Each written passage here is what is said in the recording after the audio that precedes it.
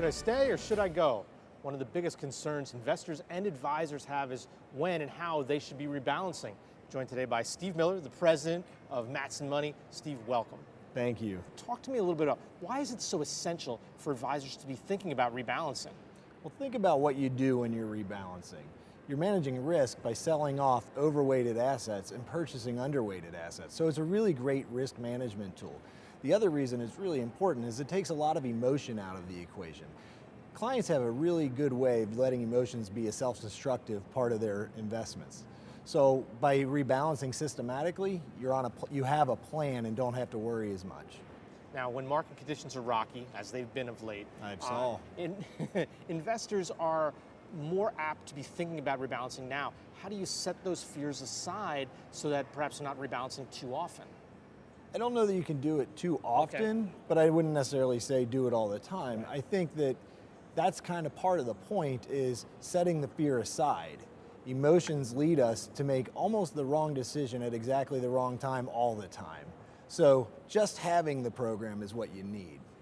So if this is so essential, why are there so many programs out there that take more of a set it and forget it mindset when it comes to this?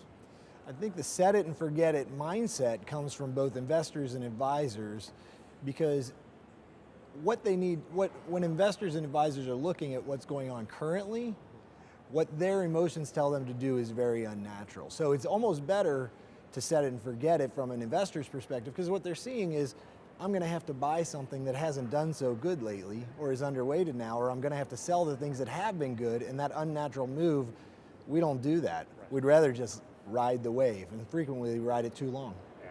So last question. I think this is so essential, everything you're talking about, but how can rebalancing help advisors separate themselves from these growing group of robo-advisors out there? Well, I think the big danger in the robo-advisors is no one's sitting with the client. When you have a lot of market fluctuation and clients are worried at night, I think the clients need a coach. Right. They need a coach, and if the coach can help them by identifying that systematic rebalancing program. Clients left to their own devices are not going to do the things they're supposed to do when they're supposed to do them, and the robos can't help them with that.